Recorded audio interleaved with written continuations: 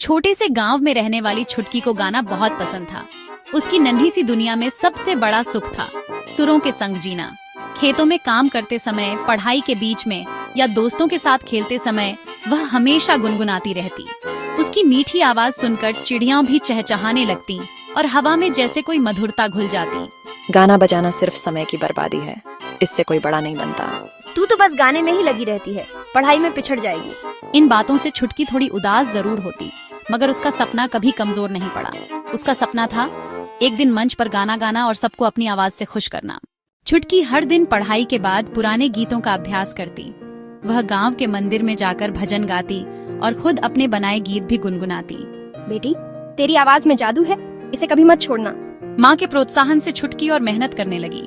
बिटिया, ये सब काम और शहरों वालों के लिए है। गांव की लड़कियों को ये सब शोभा नहीं देता।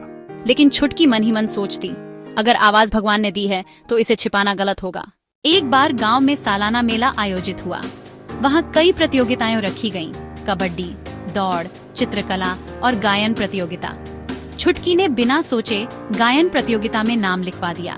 अरे ये नन्ही बच्ची क्या गाएगी? इतनी बड़ी बड़ी गायिकाएं हार जाती हैं और ये सोचती है कि सबको जीत लेगी। लेकिन छुटकी ने किसी की बात पर ध्यान नहीं दिया। उसने माँ की ओर देखा। माँ, जाओ, जो सीखा है वही गाओ। प्रतियोगिता शुरू हुई। जब छुटकी का नाम पुकारा गया, वह थोड़ी घबराई। मंच पर जाते समय उसका दिल जोर जोर से धड़क रहा था। उसने आंखें बंद की और गाना शुरू किया। धीरे धीरे उसकी आवाज पूरे मैदान में गूंजने लगी। ऐसा लगा जैसे हवा थम गई हो, लोग चुप हो गए हों।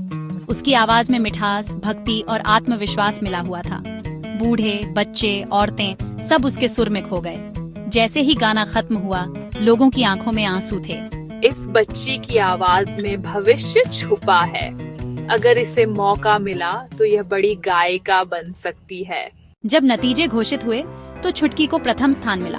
पूरा गांव तालियां बजाकर उसका स्वागत करने लगा। जिन लोगों ने कभी उसका मजाक उड़ाया था, वे भी उसके आगे झुक गए। छुटकी मंच से उतरी तो उसने सबके सामने कहा, सपने तभी पूरे होते हैं जब हम खुद पर भरोसा करें। अगर हम डर गए तो सपना सपना ही रह जाएगा।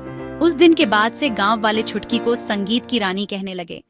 अब लोग अपने बच्चों को भी प्रोत्साहित करने लगे कि वे अपनी रुचियों को आगे बढ़ाएं। छुटकी का सपना अब सिर्फ मंच तक सीमित नहीं रहा। उसने निश्चय किया कि वह एक दिन शहर जाकर संगीत सीखेगी ताकि अपने गांव का नाम रोशन कर सके। वह सोचती, अगर मेरी आवाज से लोगों के दिल में खुशी आती है तो यही मेरी सबसे बड़ी पूंजी है। सीख। अगर किसी सपने को दिल से जिया जाए और उस पर मेहनत की जाए तो दुनिया की कोई हंसी, कोई ताना, कोई मुश्किल उसे रोक नहीं सकती।